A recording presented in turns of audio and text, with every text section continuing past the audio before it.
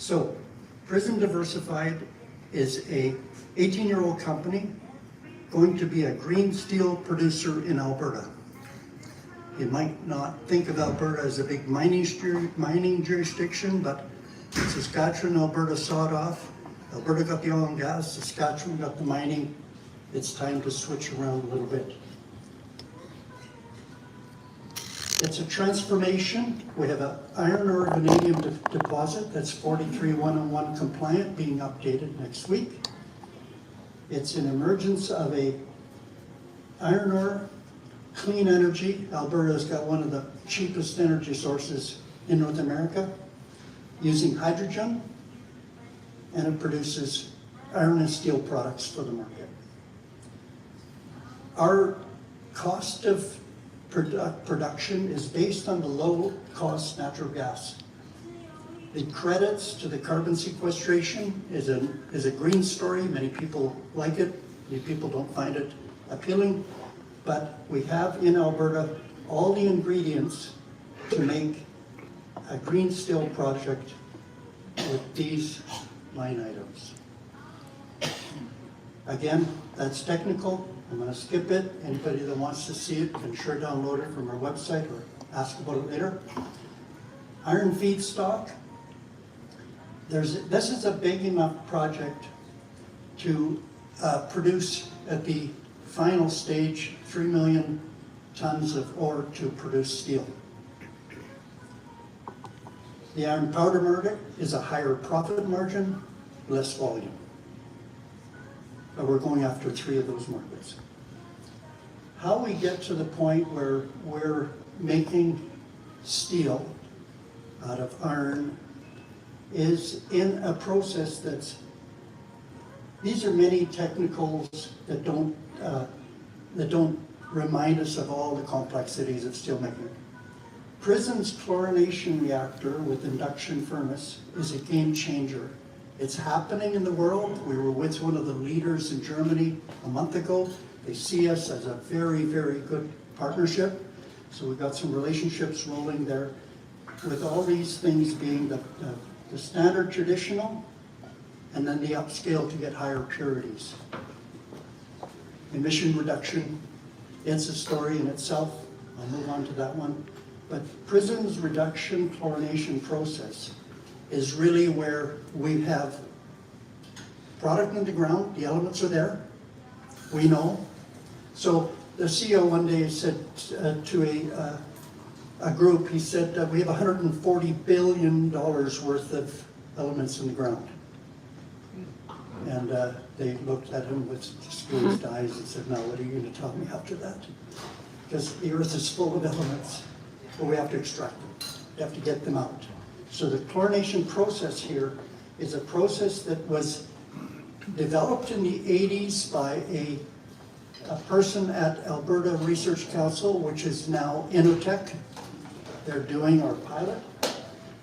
They were the ones that said, yes, this is worth it, because many dollars that were spent by Prism in the early years, before I came along, before any of us changed the course of this company, they used $30 million, spent $30 million to prove what we have, but they didn't extract the ore to the percentages that were needed.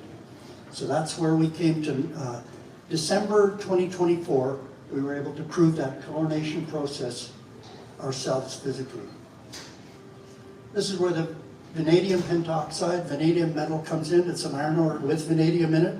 We have 550 million tons of iron ore, and we have of iron ore at a grade 38%, so 189 million tons of iron, and we have 2.45 billion pounds of vanadium. So it's a world scale project. This is what it looks like. It's in Clear Hills, which is, if you know Alberta at all, it's northwest of Edmonton. As the crow flies, it might be 200 kilometers up to the BC border. That's the pit that was extracted to get 11,000 tons of stockpile so that it could be proven. All the analysis were done by Hatch Engineering, SRK, companies that are very well known for independent valuations with credibility. our mineral leases here. The 43-101 is being updated next week, like I said, for our compliance with our Go Public process here now. And the next stage that we have is, this is the project.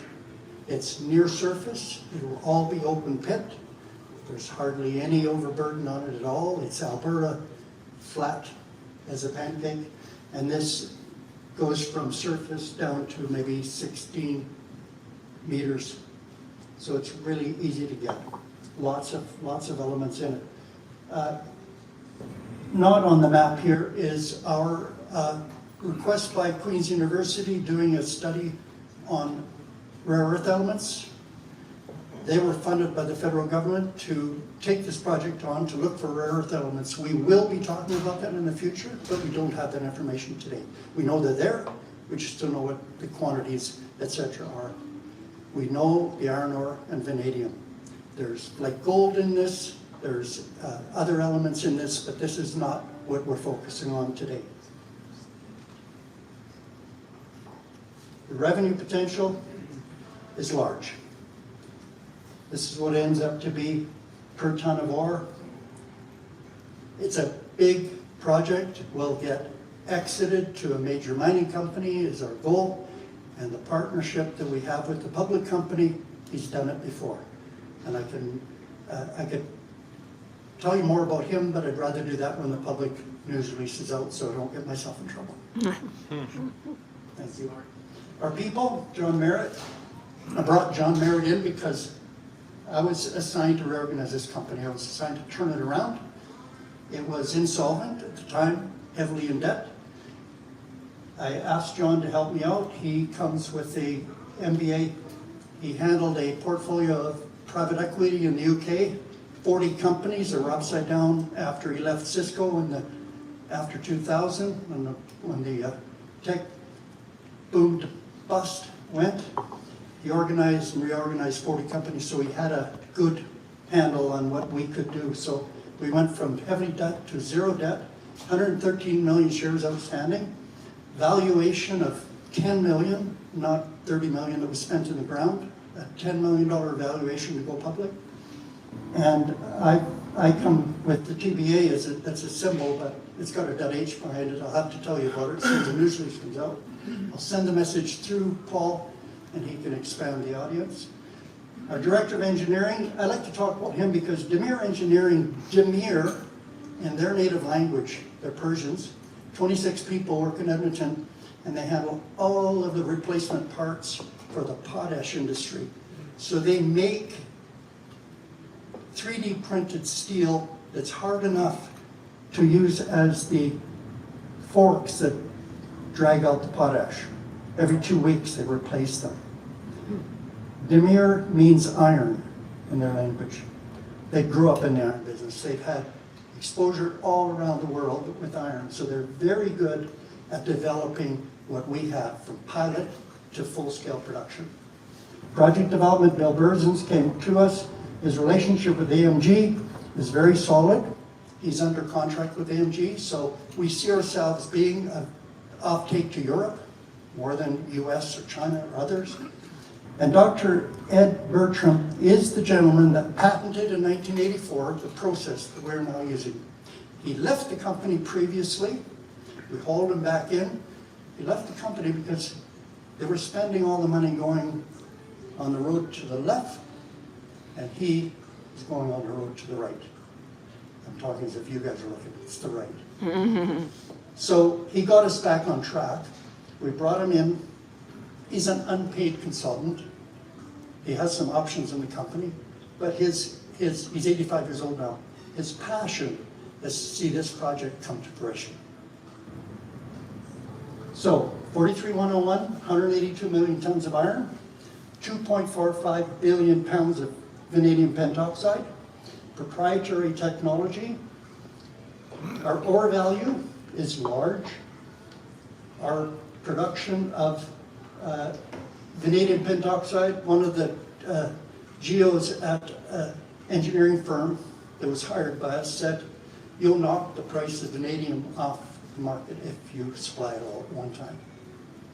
It's that significant.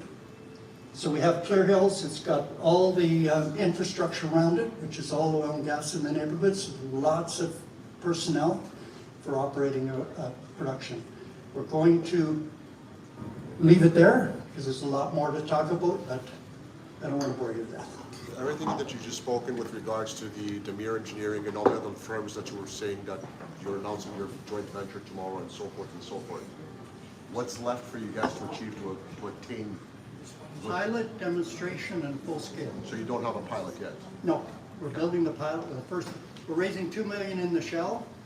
It's not a joint venture, it's a shell RTO to a shell. And as soon as that takes place, we have all the $2 million pretty much lined up, but we just need the transaction. Does this have to do anything with Lincoln from last year? I'm sorry? 2024, you guys declared a venture with Lincoln. You've terminated that or has nothing to do with that? It totally failed. Perfect. It was my fault. I chose the wrong route. Basically, it just wasn't. Yeah. Thank you. So next steps for us is the people. So the people, I would like to introduce you. Next time we come around, I'll probably have, there's 2 Johns in our world now. I'll probably have the other John because he knows what people around. And he's raised a lot of money for some big projects. Ladies and gentlemen, thank you very much for being here tonight. It's been about 5 years since I did a Segasat. The last one I did was with Bunker Hill, and as it turns out, I'm not running Bunker anymore, but it's a successful company that's going to be in production in about 4 months. I'm here to talk about 55 North, and it's, I'll say it's a tag along to what I did with Carlisle. And I'll say this, 2 things. First off, this isn't the largest project I've ever worked on, but it is the best, by a lot. And I think you'll see that when I start getting into it. The second point I'm going to make, and I'm not sort of making this up, I will either be bought or I'll be in production within 2 years. And that's a pretty big statement to make. Yeah. So, let me get going here.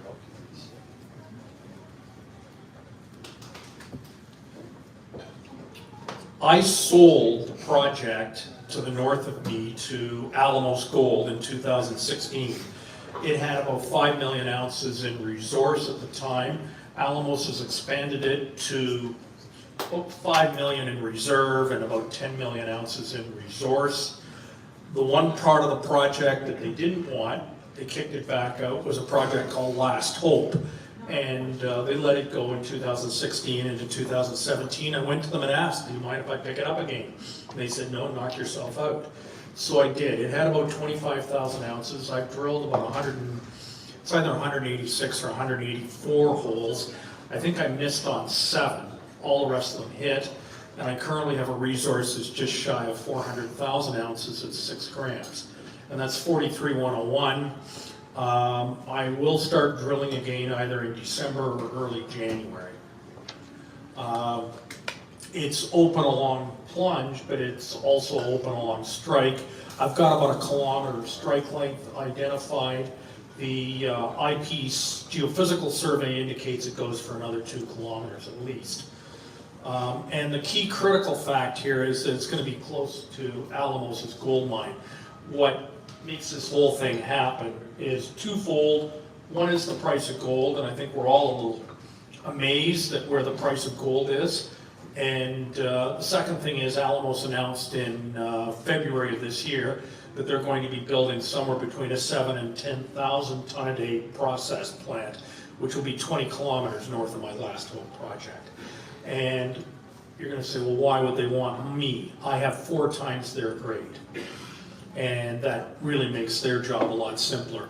In fact, when I do my numbers, it indicates that their internal rate of return doubles if they run 500 tons of my material through. Really? Okay.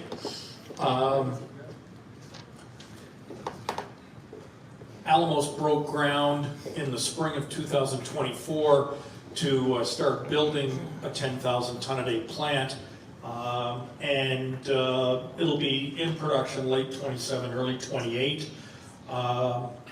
as I said, they're gonna want me for a number of reasons, but particularly because of the grade. We're in Manitoba, northern Manitoba, Lynn Lake, Manitoba. Manitoba has the cheapest hydro in all of Canada, and they haven't touched their mining tax laws for 70 years. I have signed probably 3 or 4 agreements with Marcel Colomb First Nations Band. One of the other critical things that I've done with the First Nations is I've sold them a 1% NSR. Now, they don't pay me any money until the NSR kicks in, but they will keep Alamos honest about dealing with us. As you know, First Nations have that capability. Management experience in the camp.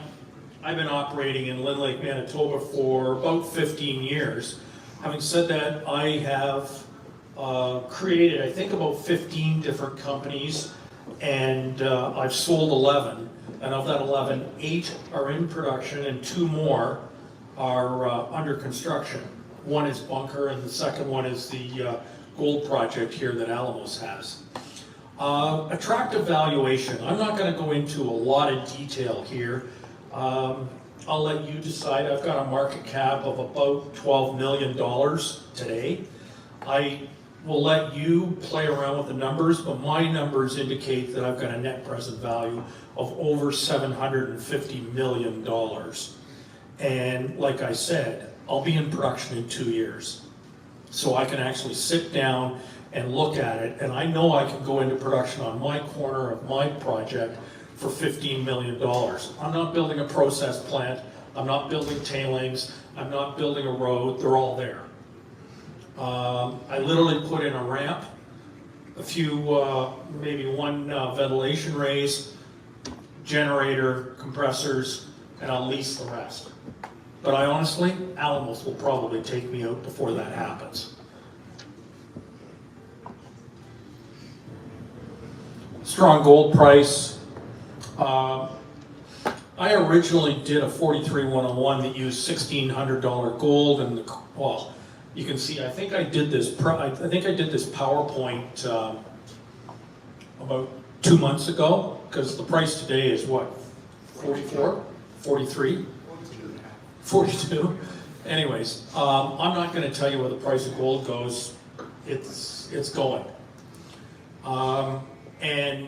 Alamos commenced construction. They've got the pads laid down. They're in fact bringing steel into the town to build their camp. It'll be about a 500-600 man camp in Lynn Lake, and they've laid the pad for their process plant, and they're digging up where they're going to put their tailings already. They've got a large bulk tonnage project, and I know it quite well because I drilled it, but the grade's approximately 1.3 grams. My grade is about 5.8. And if you know anything about the process business, having something like my material, it's like having a salt shaker on your dinner table where you can put in stuff as much as you want or as little as you want, but it allows them to smooth out their grade, which is very good for their consumption of cyanide. It'll save them a lot of money having my project around, as well as goosing the amount of gold that they'll produce.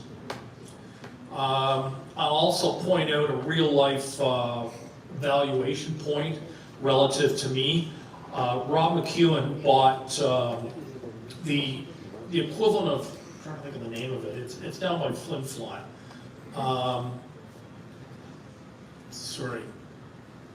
Tartan Lake project. I was in fact in charge of drilling that back about 10 years ago, and it's okay, but it's only got about half the ounces of gold that I've got at this point. I couldn't expand the number of ounces, but Rob paid $80 million, which gives it a value in the ground of about $400 per ounce. I traded about $20 an ounce, actually a little less, about $18 an ounce in the ground. I'm not sure that somebody like Rob McEwen's going to come and buy me, but if I got $200 an ounce, I'd be, doing backflips. Recapitalization and the restart of the exploration. I did a rollback on my stock 2 months ago. I did a 12.5 for 1. I currently have well, 25, and I just added some because I just closed on the first round. I put about 3.8 million into the till, and so I think I'm up to 33 million shares right now, and I currently trade, I think today was 50 cents or something like that. Yes, it was. Is that what it was? Okay. I haven't done any drilling in 2 years because I wasn't going to raise money at 1 cent. But I've just raised 3.7, and I've got another whack of flow through coming through the door, and the rig will start turning probably if I get a few things together. It'll start in December, but I'm going to drill all the way through 26 and hopefully add a lot of ounces to this project. Here's the map of the overall area. You've got a paved road that comes from Thompson. You can see where it is in Manitoba. Churchill, actually Churchill's here, so you can see we're on a parallel with Churchill. Two major zones through the area. Lynn Lake was the site of one of the best nickel mines in all of Canada, and it was the foundation of Sherritt Gordon. When they ran out in 1985, they started drilling all the other sort of these districts in here, and they came up with something like 28 or 29 gold occurrences. There was a little bit of production by one of the Dundee Dynamic, the Ned Goodman companies at Farley Lake and down here at Burnt Timber. I drilled both of these up in 2012 to 2016 and put about 1 million ounces at 1 gram and about 1 million ounces at 2.5 grams up here at Farley. Anyways, the plant that Alamos is building is right there, and you've got a railroad that runs all the way down to the Paw, and you've got major power lines that come in here to Lynn Lake. Lynn Lake is also, it's about 800 people, but it's got a lot of the remnants from when Sherritt operated in there. Probably the best building in town that still exists is the arena. And I've gone to the point of replacing the compressor there, and I've gone to the point of providing, I don't know, about 200 sets of hockey equipment for First Nations and other kids. And I found a used Zamboni down in Brandon and brought it up to Lynn Lake. Anyways, my project's down here. It's attached by road. It's gravel road, but it's in pretty good shape. So we can truck our ore up to Lynn Lake when they get their plant up and operating. This is my land position. My project runs roughly northwest, southeast, and it's open down to the south, and it disappears underneath Last Hope Lake. That's the last 43-101. It was done in 2021. As I said, when I get in there and drill some more, I know I'll be able to expand that substantially. A little bit about the geology. It's a classic lode gold deposit. Lode gold is 95% of the gold projects you find in the Canadian Shield are of this style. And this is typical. The metallurgy that I ran on it shows about 95% recovery in a CIL or CIP. I'm not sure which one Alamos is going to be using, but that's your classic gold mineralization in your classic gold mills that function. About the only gold deposit I know that's a little different was Hemlo, but everything else in the in Red Lake and Kirkland Lake and Val-d'Or and Miranda and Timmins, they're all low gold deposits. So like I say, there's isn't anything particularly unusual. And it averages actually a little wider than 3.5, but I wanted to be conservative there. It's about 5 meters. You're not going to do all narrow vein, but you're going to do, it's mostly underground narrow vein, and that's okay. Given where the price of gold is, you'll be able to mine this thing relatively easily. This is just to show you the outline of the ore deposit. You're looking at it from the side. Like I said, it's about 5 meters wide, but that from here to here is about 1.2 kilometers. It's open to the south and it's open at depth. In fact, our best hole was down here at about 450 meters. I forget, it was something like 17 meters wide of 20 grams. So it's got some high-grade stuff in it. It generally runs between 2 and 8 grams. with the average coming in just under 6 grams. This just shows you whatever, all the varying drill holes. Like I said, I've drilled 184 holes in the last 5 years. We missed on 7, and that was because we set up in the wintertime, and the guy who set it up, we were set up beyond the deposit, and he drilled 7 holes. Anyways, we don't miss when we hit. And like I say, it's open to the south. I'll set up a rig and they'll just sit, you know, basically pounce fences of 3 holes, and then we'll continue to expand it. Here is some of the drilling highlights from the last drill program. And you can see there's a couple of good ones in here, 15, 16 meters with 20 grams. But they're all sort of in this category in here, like I said, 2 to 8 grams. This is somewhat of the same thing, and you can just see, if you look at it, some of the intersections that we've had. These are our best drill holes historically, and you can see some of them have, you know, they rang the bell pretty well. It's not a nuggety type of ore, but you do get a couple of really good hits. It's the grade tends to be relatively disseminated throughout the ore, which is a good thing. I mentioned Alamos. Alamos announced that they were going to start construction, and it'll start in the first half of, well, if they get lucky, end of 27, the first half of 28. But like I said, it's 20 kilometers north of me, and they're going to toll my ore, or they're going to buy me. It's one or the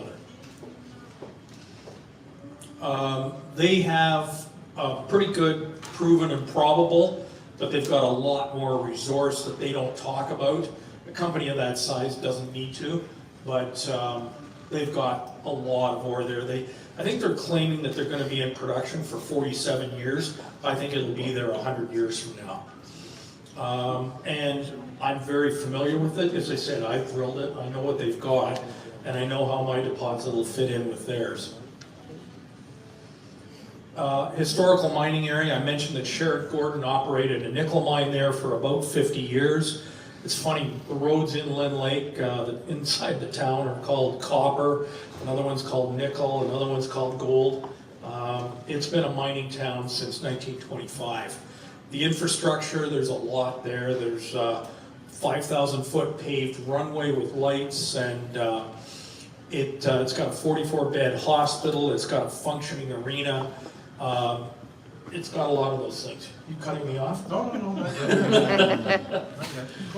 Good relationship with Marcel First Nations. I've known them and operated. I mean, I talk to their chief and a lot of their council probably at least once a week. And I signed my impact benefit agreement back in May, and I signed one in 23 and in 21. So I know them quite well, and like I told you, I've sold them a 1% NSR to keep Alamos honest. That's me and my board of directors. I won't get into that. This is the kind of equipment that we'll be using to skid our rig around in the out there in the field. Shares outstanding. 2 weeks ago it was 24. It's about 32 million right now. The warrants, most of those are so far out of the money, I don't know that, you know, well, if our share price gets to $5, which I hope it does, well, some of those will get in the money, but we're 50 cents today. Options, I will double those actually probably in the next week or so. So there you go. And cash, the cash actually is 3.8 today, and I have no debt. I just thought a friend of mine said I should put in my resume so that you know that I've done this before. This isn't, I'm not telling you it's a cakewalk by any stretch, but I have, like I said, created 15 companies and I've sold 11. I still have 2 under my belt, and of those 11 I've sold, 8 of them are in production. 2 more under construction. Any questions? You. I'm loud enough. First of all, very well done on the fact that you've established so many, been able to sell them off and build it. That's not an often heard story. Yeah. I was just reviewing some things about the numbers that you're presenting and putting forward. Okay? Yeah. So, sorry, I take notes while people speak. It's a habit of mine. Sure. You list an indicated resource at 6.7 grams per ton, 6.75 grams per ton. 5.8 grams per ton is what I've got. No, that's your inferred. Sorry? You have an indicated resources at 6.75 grams per ton, and you have an inferred resources at 5.91 grams. Yes, okay, sorry. You have two different listings on that model. So that's where my question's coming in. Which of those two are you using, the indicated or the inferred, first of all, to establish your financing and to underpin your valuation for financing? And how are you applying that to the model? Okay, I just blend them together So you need an because average between the two. the problem is that the indicated were areas where, to tell you the truth, we just had a rig and the guy decided, you know, my geo said, okay, we had some good stuff, so he would drill 3 or 4 in a closer area. It's Yeah. simply an indication of the density in which the drilling's done. Yeah. Between inferred and indicated. But your indicated is at 154,000 tons. Yeah. And your inferred is at 872,000 tons. Yeah, well, I mean, the inferred has got a wider density to it, and thus the easier to drill. And probably most of the stuff that I do from here on in is inferred. I don't try and get fussy, partially because when you take a look at it, yeah, the indicated gets, or the inferred has higher, but I write that off as my geos having hit a couple of good results, and he went back into there and decided to drill more, so they will have slightly higher grade. But when you plot the drilling on a spectrum, it basically has a high of about 2 grams and another high at about 8 grams, okay? And when you blend them together, it comes up at about 5.8 grams, and that's what I would use in my my valuation when I do a net On what present tonnage? value. On what tonnage? Oh, I do it, what you've got there is about 12 years, based on 500 tons a day. Okay. I'm assuming I would have mined, I don't know, 320 days a year. What I did is I went through and I took costs that I know to be valid right at the moment, and I used $500 an ounce for tolling. The last time I did a tolling agreement, it was $50 an ounce. Okay. I'm just assuming Alamos is gonna try and skim me on the, you know, I mean, stop and think about it. You know, I'm at their mercy, sort of, although the First Nations will keep them honest on that. When I did it, I then doubled all my costs. Like I said, okay, fine, let's see what, you know, like on a per ounce basis, I think I came up to about $1,250 per ounce. I doubled that to $2,500 per ounce. And then I ran out my net present value. I haven't given this to a third party. I won't publish that number. You know, I said what the net present value was. I won't publish that, partly because companies like mine don't trade well on net present value is 99%. I trade at 1% of my net present value. I mean, I take 3% or 5% of my net present value, but companies don't generally trade as well against their net present value as they do against the ounces in the ground. And I'm hoping that I'll get a full year of drilling and be able to expand the resource. I always have, so far. Does that answer the question? Yeah, I just have one more just to go Sure, over. please. It'll be quick, Paul, I swear to God. I'll book you a room in the back. We can sit over there and go through this, you know, Yes, please. so go ahead. Okay, so if we remove every ounce that relies on interpolation Yeah, beyond your drill spacing limits, yeah. what would your real resource number be? Want my calculator? What would be the actual resource? We did that about 2 years ago, and it ended up being about 520,000 ounces.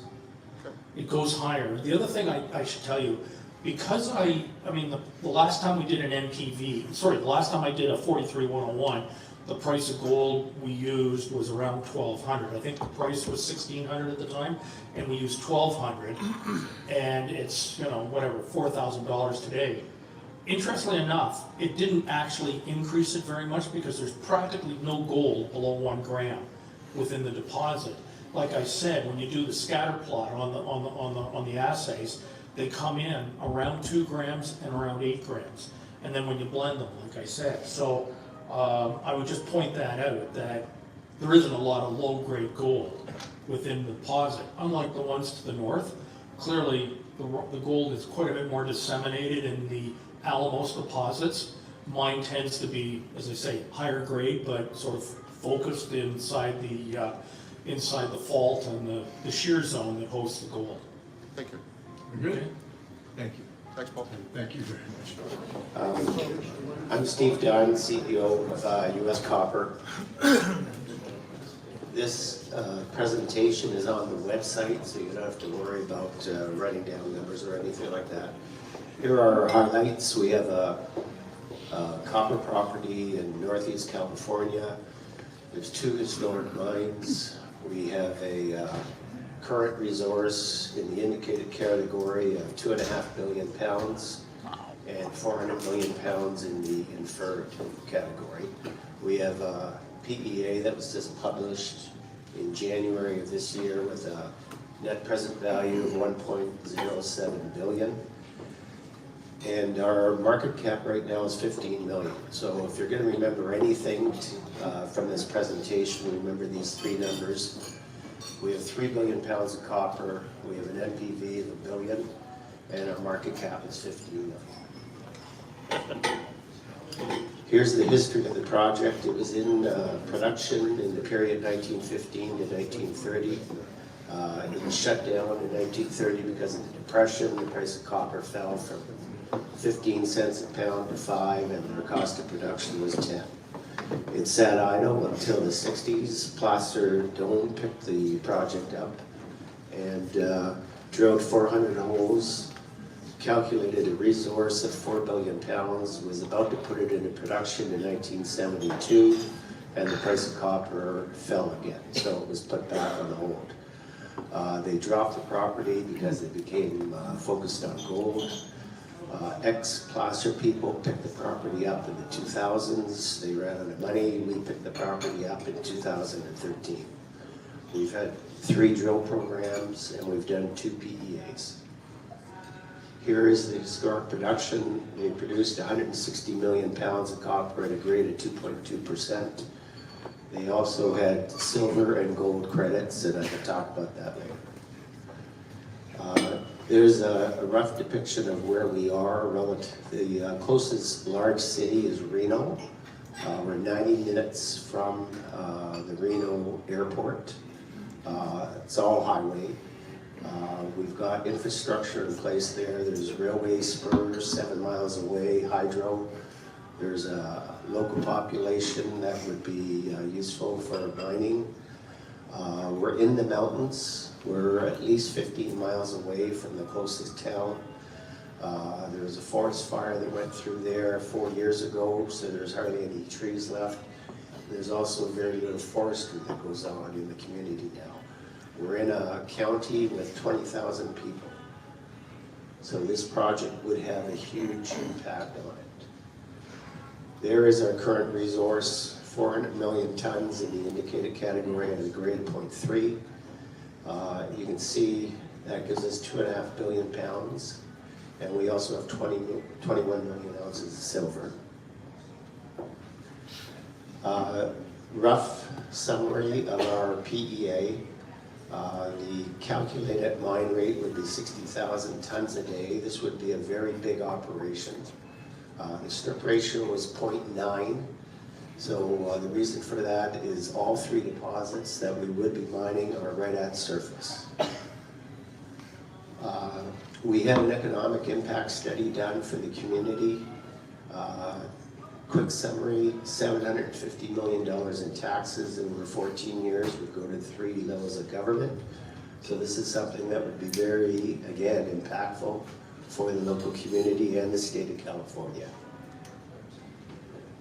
This is a rough depiction of the 3 deposits. As I mentioned, they're all on surface. There's been over 560 holes drilled on this property.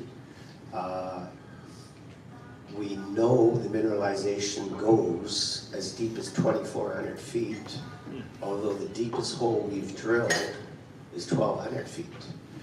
The reason we know the mineralization goes that deep is back in the 1930s or 1920s, sorry, they mined it down to the 2,400 foot level.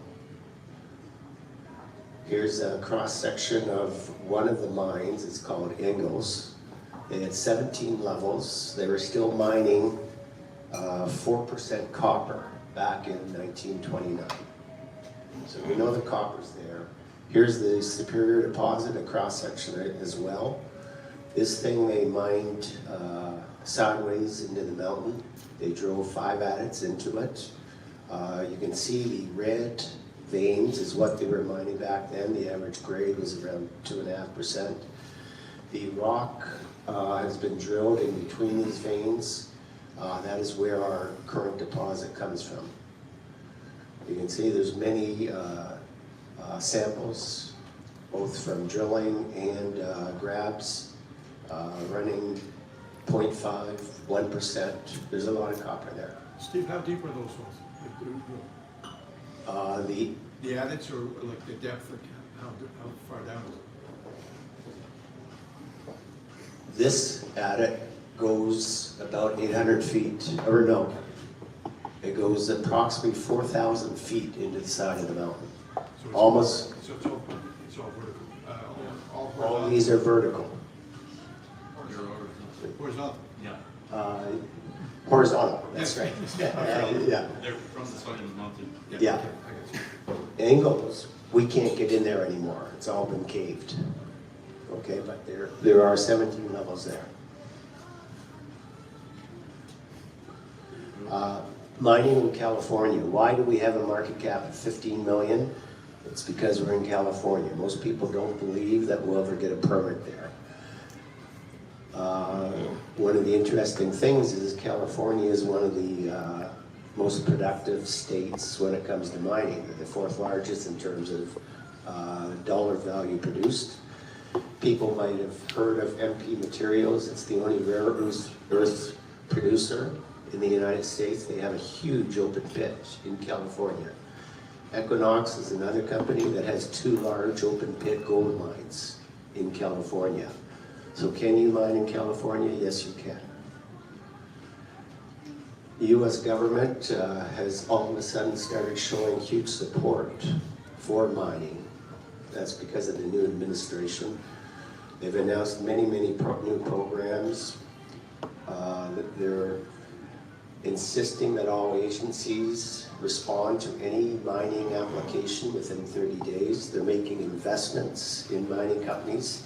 MP Materials alone received an investment of 400 million, I believe. So the federal government is doing everything they can to help mining. One of the things Trump has talked about is making the U.S. self-sufficient in the various critical minerals. Right now they produce 1 million tons of copper a year, but they use 2 million tons. So how do they solve that problem? They solve that problem with this table right now. There are 8 known deposits in the mainland of the U.S. that have more than 1 million tons of copper. We are one of them. In terms of valuation, I've thrown up the other companies that were up on that table.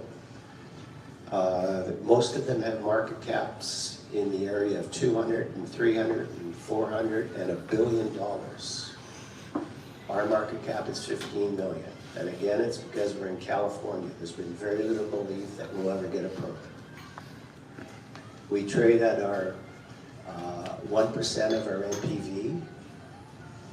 These other companies, Gunnison, Lion, Arizona Sonoran, Faraday, Copper Fox, Ivanhoe Electric, they're all trading between 30 and 10 and 35% of their NPVs.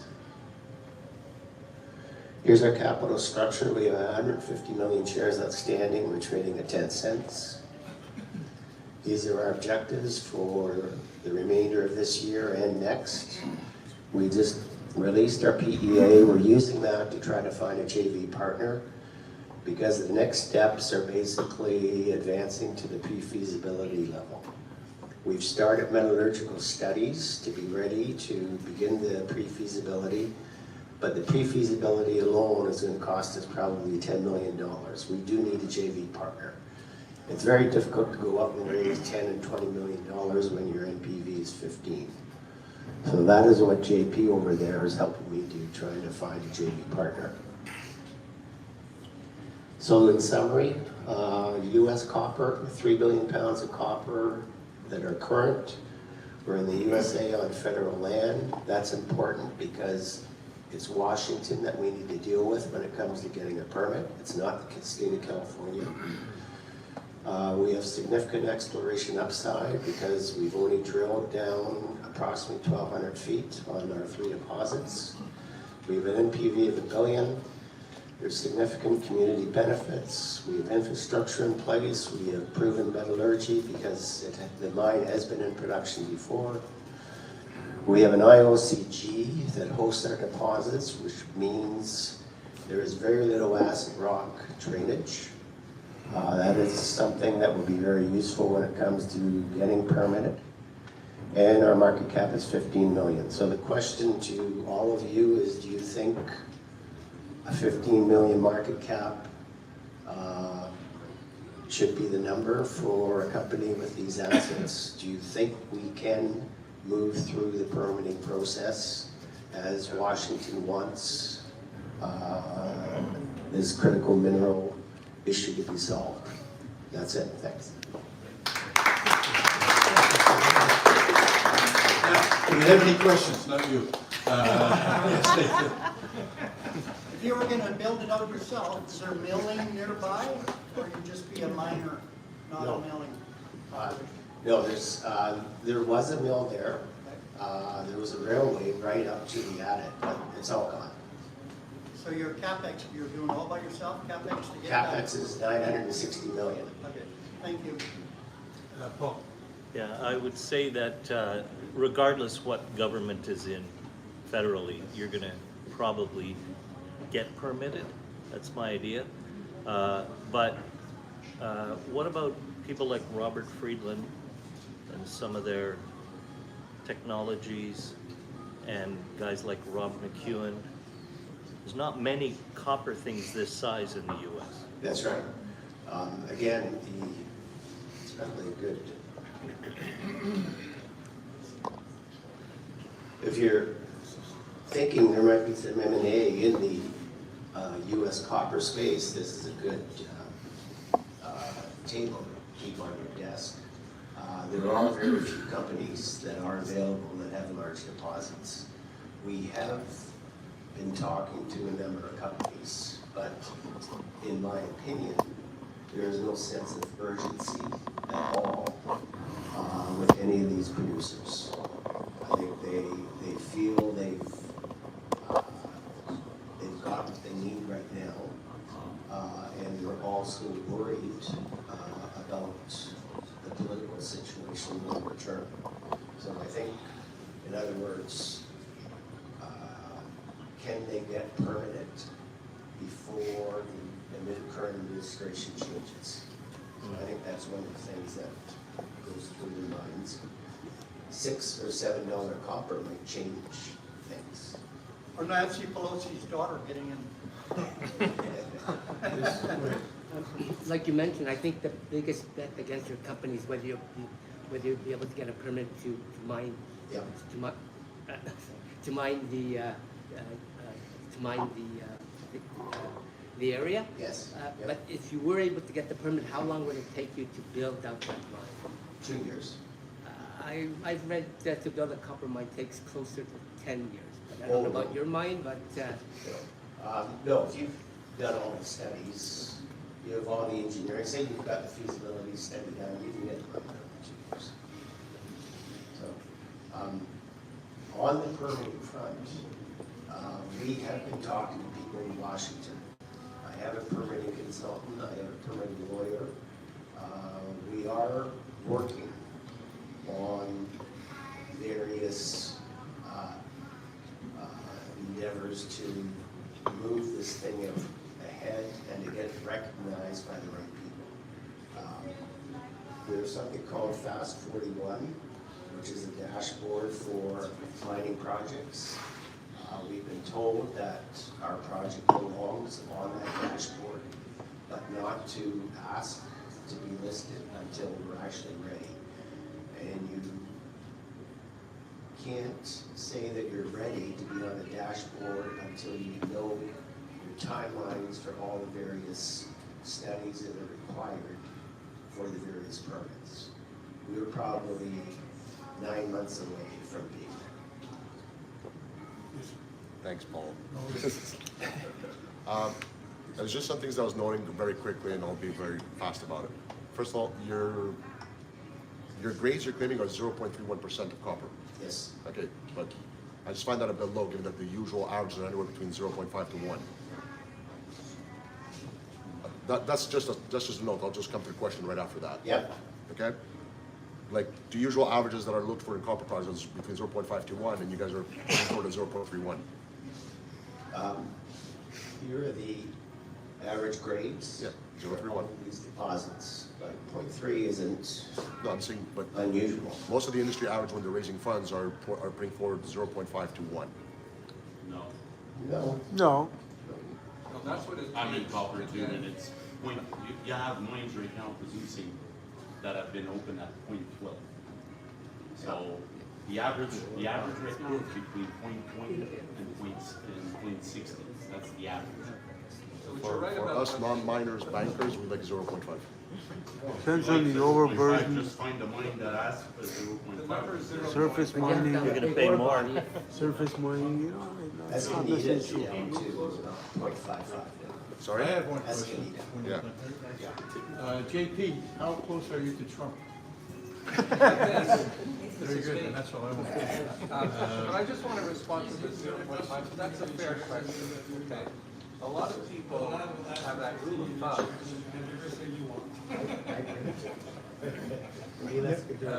Let's just be clear on the 0.5. A lot of the deposits have average grades of 0.3, okay? But the 0.5 number comes in when it comes to financing. Correct. Okay, so a lot of financiers, institutions, will not finance a 0.3 average grade project in copper, but they will, they say they want the 0.5, but there aren't any. So at the end of the day, that's why you're not seeing the big deals happening in new mines in copper, because the financiers are talking about numbers that don't exist. I just want to say that. It's a true number that's out there, but it's a fictitious number, and nobody does deals at that number. Thank you, JP. Are those done with sovereign state guarantees in foreign countries? No. Sure they are. Sorry? I can name at least I three. don't, I sorry. have a didn't hear your copper question. bracelet here, $59.99. This is a great debate that we could take maybe offline. Do we have any other questions? Yeah, I have one more point. Nathan asked a very interesting question here about the total capital cost, which is almost $1 billion US. But Steve, we all know that in all these copper deposits that are as big as the one you have, there are smaller phases where you can have an economic smaller project, such as oxides and things like that. You want to comment without speculating? Do you want to comment on that? Yeah, we have various mining plans. We're working on one right now, which would be just the oxide at Moonlight.